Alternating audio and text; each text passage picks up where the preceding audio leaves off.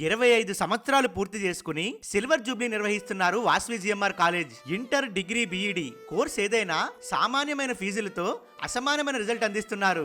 University స్థాయిలో అనేక first ర్యాంకులే కాకుండా టౌన్ ఫస్ట్ సాధించి అందరి చేత శబాష్ అనిపించుకున్న విద్యా సంస్థ శ్రీ వాస్వి జిఎంఆర్ కాలేజ్ తాడేపల్లిగూడెం. తాడేపల్లిగూడెంలో మరి ఏ విద్యా సంస్థ లేని విధంగా మెయిన్ రోడ్ మీద కనిపిస్తూ గ్రంథి సత్యనారాయణ గారు అధ్యక్షులుగా, శ్రీ లక్ష్మీనారాయణ గారు, రాజా గారు సెక్రటరీ అండ్ కరెస్పాండెంట్ గా, మేధావులైన డైరెక్టర్లతో ప్రణాళికాబద్ధమైన విద్యా సంస్థ వాస్వి జిఎంఆర్ కాలేజ్. ఇంటర్ లో టౌన్ ఫస్ట్లు, డిగ్రీలో యూనివర్సిటీ ఫస్ట్లు, క్యాంపస్ ప్లేస్మెంట్లు ఇలా ఎన్నో విజయాలు సాధించిన కాలేజ్ జిఎంఆర్. నియోజకవర్గంలో ఉన్న ఏకైక బీఈడి కాలేజ్. ఎందరినో ప్రభుత్వ ఉపాధ్యాయులుగా తీర్చిదిద్దిన బీఈడి కాలేజ్ ఇది. మరిన్ని వివరాలు కరెస్పాండెంట్ రాజా గారి ఇంటర్వ్యూ ద్వారా తెలుసుకుందాం. రాదురా ఏ విజయం నీ కోసం నా కోసం, ఎటుపోదురా నువ్వు చేసిన కష్టం ఎప్పటికైనా సొంతం.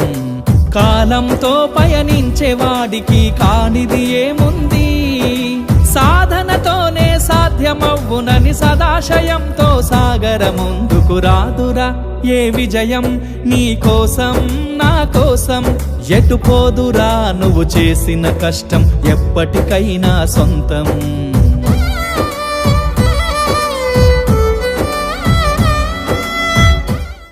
సార్, 25 సంవత్సరాల సుదీర్ఘమైనటువంటి విద్యా ప్రస్థానం ఇది.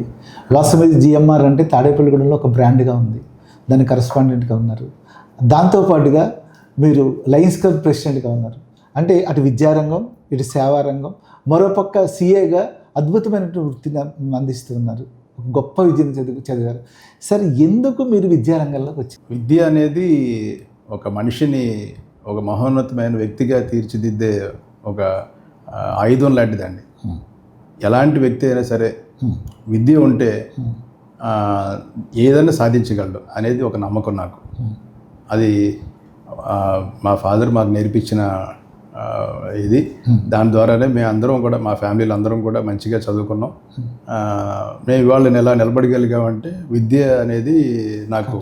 సార్, ఇప్పుడు బాగుంది సార్. మీరు ఇప్పుడు విద్యా సంస్థ పెట్టారు అంటే ఒక టీచర్ లేకపోతే విద్యా సంస్థ సంబంధించిన వ్యక్తులు ఒక స్ఫూర్తిగా పిల్లలు తీసుకుంటారు. మీరు కూడా చాలా మంచి ర్యాంకులు సిఏలో సాధించారని విన్నాం. ఎలాంటి ర్యాంకులు వచ్చాయి ఏంటి ఒకసారి చెప్తారండి? నేను చిన్నప్పటి నుంచి గవర్నమెంట్ స్కూల్స్లోనే చదువుకున్నానండి. బట్ డిగ్రీ వచ్చినప్పుడు sir CR Reddy college Eluru చదువుకున్నాను 90 మార్చ్లో. బట్ అప్పటి నుంచి నాకు ఈ కాలేజ్ ఫస్ట్ వచ్చింది కామర్స్లో. ఇమ్మీడియట్గా ఏదైనా ప్రొఫెషనల్ కోర్స్ చేద్దామని ఒక సంకల్పంతో నేను చెన్నై వెళ్ళి అక్కడ సిఏ కోర్సు జాయిన్ అవ్వడం జరిగింది. అప్పట్లో ఇంటర్నెట్ కానీ మొబైల్ ఫోన్స్ కానీ ఏమీ లేని కాలం అది. సో గైడెన్స్ కూడా ఉండేది కాదు. బట్ ఒక బలమైన కోరిక, కొంతమంది ఫ్యాకల్టీ వాళ్ళ ప్రోద్బలంతో నేను వెళ్ళడం జరిగింది. 93కి I qualified in chartered accountancy with in all India rank of 42nd rank. All ఇండియాలో 42nd ర్యాంక్ వచ్చింది. ఆంధ్ర పరంగా చూస్తే అండి, ఆంధ్ర స్టేట్ ఫస్ట్. అంటే ఆంధ్ర స్టేట్ ఫస్ట్. అలాగే ఇండియా వైడ్గా 42 ర్యాంక్ అంటే చాలా గ్రేట్ సార్. అంటే అంత మంచి స్ఫూర్తి సాధించినటువంటి మీకు ఈ విద్యారంగానికి వచ్చారు. తర్వాత వచ్చేసరికి ఎట్లా ఈ 25 సంవత్సరాల ప్రస్థానంలో మేము మీ విద్యార్థులను కూడా అడిగినప్పుడు వాళ్ళు ఏం చెప్తున్నారంటే చాలా సామాన్యమైన ఫీజులు, చాలా తక్కువ ఫీజులతో, అలాగే మీరు ఇది టౌన్ ఫస్ట్లు కూడా సాధించినట్టుగా విన్నాం. కనుక తక్కువ ఫీజులతో మీరు విద్యారంగాన్ని ఎలా నడపగలుగుతున్నారు? యాక్చువల్లీ మనం main motto of starting the college it self is అందరికీ సేవను అందించాలని ఒక ఉద్దేశంతో చైర్మన్ లయన్ గ్రంథి సత్యనారాయణ గారు, మా మావయ్య గారు అండి, ఆయన ఉద్దేశంతో స్టార్ట్ చేశారు. 98లో స్టార్ట్ చేశారు. ఫస్ట్ ప్రైవేట్ డిగ్రీ కాలేజ్ మనది తాడేపల్లిగూడెంలోనే. సో ఇమీడియట్గా మనం స్టార్ట్ చేసిన తర్వాత మన ఎయిమ్ అంతా కూడా చుట్టుపక్కల ఉన్న ఒక 30-40 గ్రామాల నుంచి పిల్లలందరినీ కూడా చదివించాలి. చదువు కోసం ఎంతో దూరం 100 కిలోమీటర్లు 150 కిలోమీటర్లు వెళ్ళలేని పరిస్థితి, ఆడపిల్లలు చదువు ఆపేస్తున్నారు అనే ఉద్దేశంతో ఆయన ఆ రోజు స్టార్ట్ చేశారు. సో ఇమీడియట్గా నేను అదే ఎయిమ్తో నేను కూడా టేకప్ చేసిన తర్వాత ఆ ఉద్దేశంతో కంటిన్యూ చేస్తున్నాం. తర్వాత మాతో పాటు ఔత్సాహికులు, మా ఫ్రెండ్స్ కొంతమంది 18 మంది పార్ట్నర్స్ జాయిన్ అవ్వడం, సొసైటీ కింద, ఎడ్యుకేషన్ సొసైటీ కింద మనం మార్చి మనకి ఇన్కమ్ ట్యాక్స్ ఎగ్జంప్షన్తో రన్ చేస్తున్నాం సొసైటీ కూడా. సో ప్యూర్గా చారిటబుల్ ఎడ్యుకేషన్ సొసైటీ కింద రన్ చేసి, అందుకని ఫీజు లాభాపేక్ష అనేది మాకు ఏం కాదండి. ఎక్కువ మందికి విద్యను అందించాలి, ఎక్కువ మంది పిల్లలందరూ కూడా మంచిగా చదువుకొని సెటిల్ అవ్వాలి అనేది మా ఉద్దేశం. అలాగే మా కాలేజీ నుంచి కూడా యూనివర్సిటీ ఫస్ట్, ఆంధ్ర యూనివర్సిటీలో ఉన్నప్పుడు బీకామ్లోనూ యూనివర్సిటీ ఫస్ట్ వచ్చింది, బీఎస్సీలో కూడా యూనివర్సిటీ వచ్చి వచ్చింది. 450 డిగ్రీ కాలేజీలు ఉండేయండి ఒకప్పుడు ఆంధ్ర యూనివర్సిటీలో. విశాఖపట్నం, విజయనగరం, శ్రీకాకుళం కాడి నుంచి మన వెస్ట్ గోదావరి, ఈస్ట్ గోదావరి అన్నీ కలిపి అప్పుడు కూడా యూనివర్సిటీ ఫస్ట్ వచ్చింది. అలాగే ఆదికవి అన్న యూనివర్సిటీకి చేంజ్ అయిన తర్వాత కూడా మనకి యూనివర్సిటీ ఫస్ట్ వచ్చినాయి బీకామ్లోను, బీఎస్సీలో కూడా. సో ఇప్పుడు మామూలుగా చూస్తే ఇప్పుడు మీ ఫీజులు మేము గమనిస్తే ప్రభుత్వం ఇచ్చే ఫీజులతో సరిపడే ఫీజులు తీసుకుంటున్నారు మీరు కొంచెం ఇంచుమించు. ఈ కార్పొరేట్ వ్యవస్థ తాడేపల్లిగూడెం లాంటి చోటుకు వచ్చి ఇక్కడ డబ్బులు నొల్లుకెళ్ళిపోతున్నప్పటికీ కూడా, కానీ మీలాంటి సంస్థ ర్యాంకులు వచ్చి కూడా ప్రజల్లోకి ఎందుకు వెళ్ళలేకపోతుంది? అంటే ఇవాళ టౌన్ ఫస్ట్ వచ్చినాయి మీ సంస్థ, కానీ ఇప్పుడు పిల్లల్ని అడిగాం. నేను ఇందాక పిల్లల్ని అడిగితే స్టూడెంట్స్ ఏం చెప్పారంటే, సార్ మేము అందరికీ చెప్తున్నాం సార్, మా చెల్లిని ఇక్కడే జాయిన్ చేస్తున్నాం సార్, మా తమ్ముడిని ఇక్కడే జాయిన్ చేస్తున్నాం సార్ అని. కానీ ఈ కార్పొరేట్ యొక్క మోజులో పడి ఒక అద్భుతమైనటువంటి రిజల్ట్ సాధిస్తున్న ఒక విద్యా సంస్థను జనం మిస్ అవుతున్నారు. మేము కూడా కోరుకునేది అదేనండి. యాక్చువల్గా ఆ టేస్ట్ ఎప్పుడైతే మా కాలేజీలో చేశారో డెఫినెట్గా మా కాలేజీని వదిలిపెట్టట్లేదు పిల్లలందరూ కూడా. కొంతమంది తెలియక తల్లిదండ్రులు బయట చూసిన అడ్వర్టైజ్మెంట్స్, ఫాల్స్ ప్రెస్టీజ్ కోసం అని వెళ్ళిపోయి కార్పొరేట్ జాయిన్ అయ్యి అక్కడ లోన్స్ తీసుకుని లోన్స్ కట్టలేక మళ్ళీ వచ్చి మా దగ్గరికి, సార్ మీ దగ్గరికి వచ్చేస్తామని అడిగిన సందర్భాలు చాలా. ప్రయత్నం మనం చేస్తున్నాం. సో చెప్పడానికి కాదండి, వాస్తవంగా గమనిస్తే సార్ ఇవాళ పేదలు, మధ్యతర కుటుంబీకులు మీ దగ్గర చదివి మంచి ఉద్యోగాలు సంపాదించి చాలా సంతోషంగా ఉన్నారు.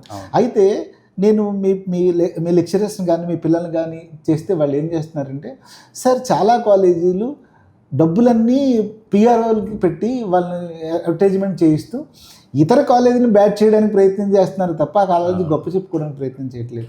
మా కాలేజీ గొప్ప చెప్పుకున్నాం అంటే ఎవరైతే సత్యనారాయణ గారు స్థాపించారు వాళ్ళ అల్లుడిగా మీరు సేమ్ కీర్తిని అదే కంటిన్యూ చేస్తూ ఒక పెద్ద అల్లుడిగా, ఒక కొడుకుల అంత కీర్తిని గడిస్తూ దాంతోపాటుగా సేవారంగానికి కూడా మీరు అంకితం అయ్యారు. వాస్తవంగా చూస్తే మీరు లయన్స్ క్లబ్ ప్రెసిడెంట్గా ఉన్నారు.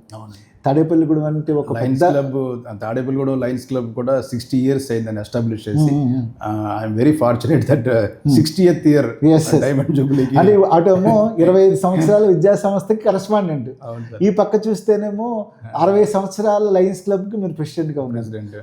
మీరు మీతో పాటుగా మీ పిల్లలు కూడా ఈ సేవా రంగంలో కొంత వాళ్ళకు కూడా అవగాహన కల్పించారని మీ పిల్లలు చెప్పారు సార్. అవునండి, ఈ సంవత్సరం మనం first time GMR Leo club అని స్టార్ట్ చేసి వాళ్ళు కూడా ఒక 20 మెంబర్స్ని జాయిన్ చేసుకుని వాళ్ళ చేత save the earth protection, environment protection. ఎందుకంటే ప్లాస్టిక్ యూసేజ్ వలన చాలామంది క్యాన్సర్ బాధిత పడుతున్నారు.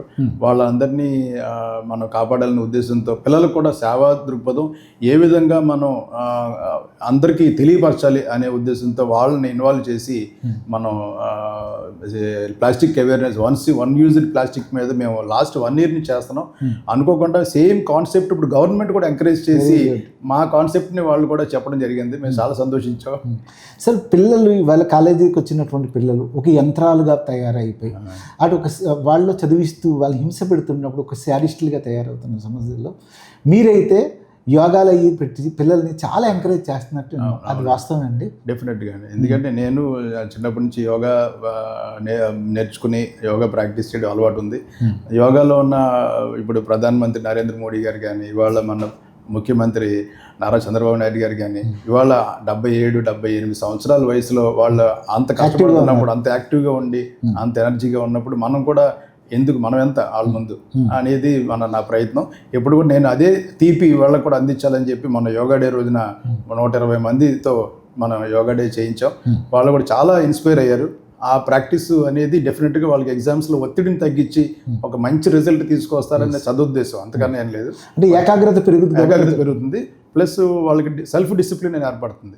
కొంతవరకు మనకి సెల్ ఫోను ఈ ఫాస్ట్ యుగంలో కొంచెం డైవర్షన్ అయ్యే మెంటాలిటీ ఉన్నది.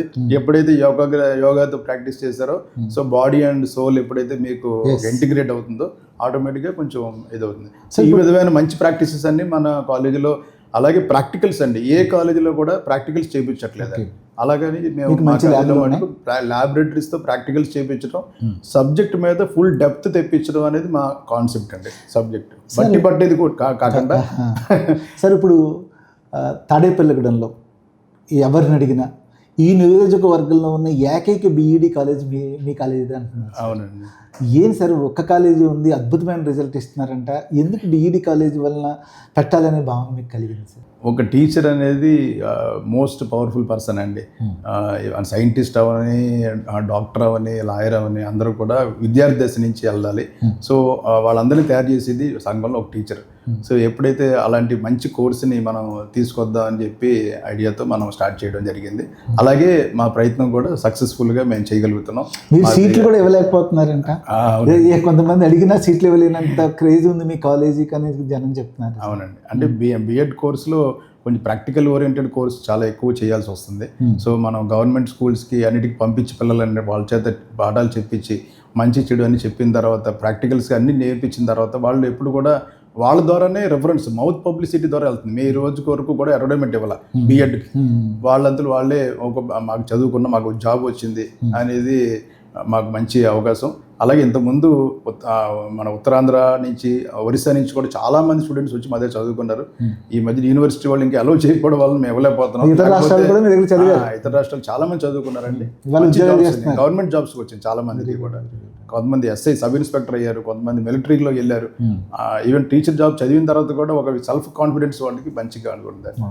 ఇప్పుడు మీరు గమనిస్తేనండి, మీ కుటుంబ నేపథ్యం, మీ తల్లిదండ్రులు కూడా మిమ్మల్ని బాగా ఉన్నత చదివించారు. మీరు మా ఊరు తాడేపల్లిగూడెం అల్లుడిగా వచ్చారు.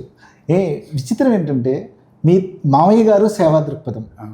విద్యారంగంలో ఆయన వాసవి ఇంజనీరింగ్ కాలేజ్ చైర్మన్గా ఉన్నారు. అక్కడ కూడా ఇప్పుడు తాడేపల్లిగూడెంలో ఉన్నట్టు వాసవి కాలేజ్ అంటే అత్యంత పేరు ప్రతిష్ఠ చెందింది. అలాగే వాసవి జిఎంఆర్ కాలేజ్ అంటే కూడా పేరు ప్రతిష్టలు పొందింది. అలాగే మీ కుటుంబం అందరితో సాన్నిహిత్యంగా ఉంటారు. ఎవరితో నిరాడంబరంగా నిశ్శత్తువుగా ఏదైనా సేవ చేయగలిగితే చేయాలనేటువంటి భావంతో ఉన్నారు. కనుక ఈ విద్యారంగంలో ఇంకా మీరు ఏదైనా సరికొత్త ఆలోచనతో ఇంకా ఏమన్నా ముందుకెళ్ళాలని భావిస్తున్నారు మనం వాసవి జిఎంఆర్ తరఫున? అందరికీ ఇంటిలోనూ ఉంటుందండి, కానీ తల్లిదండ్రుల ప్రభావం డెఫినెట్గా పిల్లల మీద ఎక్కువ ఉంటుంది. సో మాకు అబ్జర్వేషన్ చేసింది కూడా, ఎవరన్నా పిల్లలు ఇండిసిప్లిన్గా ఉన్నా లేకపోతే వాడు దారి తప్పుతున్నారన్నా ఫ్యామిలీ బ్యాక్గ్రౌండ్ చూస్తే అక్కడ ఏదో డిస్ప్యూట్ ఉండటం వలన కూడా వాళ్ళు పాడైపోయే అవకాశం చాలా కలుగుతుంది. సో మేము 25 years నుంచి చాలామంది పిల్లలతో ఇంటరాక్ట్ అయినప్పుడు నేను ఈ రకమైన అబ్జర్వ్ చేశాను. సో దీని పరంగా నేను చెప్పగలిగేది ఏంటంటే సంఘానికి, తల్లిదండ్రులు పిల్లల్ని కాలేజీకి పంపించి మొత్తం రెస్పాన్సిబిలిటీ ఆర్గనైజేషన్ పెడతాం సరికాదు. వాళ్ళు ఎప్పటికప్పుడు పిల్లలతో ఇంటరాక్ట్ అయ్యి వాళ్ళ ఆలోచన తెలుసుకుని వాళ్ళ ఇంటెలిజెన్స్ రేషియోని కూడా మీరు కౌంట్ చేసి వాళ్ళకి సరైన కోర్సుని కనుక పెడితే డెఫినెట్గా సక్సెస్ అవుతారు. వాళ్ళు ఇంజనీరింగ్ చదవలేని పిల్లవాడిని ఇంజనీరింగ్లో పడివేస్తే అతను ఇంట్లో చెప్పలేక బయట కాలేజీకి వెళ్ళి ఫెయిల్ అయిపోతారనే బాధతో రకరకాల వ్యసనాలుగా ఇది పడిపోయి గాడి తప్పిన పరిస్థితులు మేము చూస్తున్నాం. సో అటువంటి పరిస్థితుల్ని రాకుండా ఉండాలంటే పిల్లల యొక్క టాలెంట్ని, వాళ్ళ సమర్థతని కూడా మనం కొంత గెస్ చేసి మనం వాళ్ళకి సరైన వాళ్ళకి ఇంట్రెస్ట్ ఉన్న కోర్సులో మనం జాయిన్ చేసి వాళ్ళని అబ్జర్వేషన్ పెడితే ఒక ఏజ్ వచ్చిన తర్వాత వాళ్ళ కాళ్ళ మీద నిలబడే పరిస్థితి ఉన్నది. అది నేను అబ్జర్వ్ చేశాను. మా ఫాదర్ మాకు ఇచ్చింది అదే ఇవ్వడం జరిగింది. అలాగే నేను chartered accountant all India rank holder. నా తర్వాత మా తమ్ముడు all India rank holder in BITS Pilani, all India topper అండి. So is settled in US, SAP consultant. అలాగే ఇంకొక తమ్ముడు కూడా లాలో Andhra University gold medalist. He has taken the medal from the then governor of Sundar Rajan. అంటే మీరందరూ సరస్వతి పుత్రులే ఉన్నారు మొత్తం మీ కుటుంబం అంతా. అలాగే మా ఊరు అల్లుడే మంచిగా కీర్తికరించారు. ఇక మీకు చివరిగా అడిగేటువంటి అంశం సార్, ఎట్లనంటే మీరు ఒక స్ఫూర్తిదాయకం, ఆల్ ఇండియా ర్యాంకర్గా, లా చదివిన వ్యక్తిగా ఒక స్ఫూర్తిదాయకం మీ విద్యార్థులకు కూడా. మీ పేరు రాజా అంటారు బయట, అలాగే మేడం గారి పేరు రాణి అని విన్నాం, రాజు రాణిగా ఉంది. అలాగే మీరు బయటికి సమాజానికి కనిపించేటప్పుడు జనం కూడా చెప్తారు వాళ్ళ పిల్లలు కూడా యోగ్యులు, వాళ్ళ అమ్మాయి అబ్బాయి కూడా బాగా చదువుకున్నారన్నారు. మీ అబ్బాయి ఏం చదివాడు సార్? మీ అమ్మాయి ఏం చదివాడు? మా మిస్సెస్ ఫస్ట్ చెప్తానండి, షీఈస్ గ్రాడ్యుయేట్ అయ్యింది. తను ఎంబీఏ చేద్దామని కోరికదా. నేను అన్నాను ఎంబీఏ మన కాలేజీలో వాసు ఇంజనీరింగ్ కాలేజీలో ఉన్నా కూడా నువ్వు కౌన్సిలింగ్లో సీట్ తెచ్చుకుంటేనే నీకు జాయిన్ చేస్తాను, డొనేషన్ నేను కట్టాను. సో అదే పట్టుదలగా తను ర్యాంక్ సాధించి ఇంజనీరింగ్ ఎంబీఏ చేసిందండి. అలాగే మా అబ్బాయి కూడా అదే చెప్పాను, డబ్బులు డొనేషన్ కట్టి మటుకు నేను జాయిన్ చేయను, నీ టాలెంట్ని ఉపయోగించి నువ్వు ఎక్కడైనా తెచ్చుకోమన్నాను. అలాగే తను వాసు ఇంజనీరింగ్లో సివిల్ ఇంజనీరింగ్ చేసి ఎంటెక్ మోస్ట్ రెప్యూటెడ్ యూనివర్సిటీ అయిన సెప్ట్ యూనివర్సిటీ ఇన్ అహ్మదాబాద్లో ఎంటెక్ చేశాడు. Very good sir. Only 30 seats ఉన్నాయి, అందులో 10 సీట్స్ రిజర్వేషన్ ఉంటుంది, 20 సీట్స్ ఇన్ ఆల్ ఇండియా లెవెల్లో ఉన్న కెపాసిటీలో తన సీట్ తెచ్చుకోవడం మా అందరికీ చాలా గర్వకారణం. మీ పాప? అలాగే మా పాప కూడా she security seat in national forensic sciences university అండి, అది కూడా అహ్మదాబాద్ అండి, సెంట్రల్ యూనివర్సిటీ. అది కూడా ఓన్లీ 30 సీట్స్ ఉన్నాయి, ఎంబీఏ చదువుతుందండి ఇప్పుడు. Very good. అంటే మీరు విద్యావంతులు, మీ పిల్లల విద్యావంతులు కనుక ఇదంతా ఒక స్ఫూర్తిదాయకం అవుతుందండి. రెండు, మీ విద్యా సంస్థ కూడా ఎనలేని సేవ చేస్తుంది. వాస్తవంగా ఒక పేదవాళ్ళకి, ఓ మధ్యతరగతి వాళ్ళకి ఎనలేని సేవ చేస్తుంది. మీ కీర్తి కూడా, మీ మామగారి కీర్తి కూడా ఇలా ఉండాలని మనస్ఫూర్తిగా కోరుకున్నాను. అలాగే మీ సంస్థలో ఉన్న సభ్యులందరికీ కూడా మనస్ఫూర్తిగా అభినందనలు తెలియజేస్తున్నాను సార్. మిమ్మల్ని కలవడం అదృష్టంగా భావిస్తున్నాను. నమస్కారం. నమస్కారం సార్.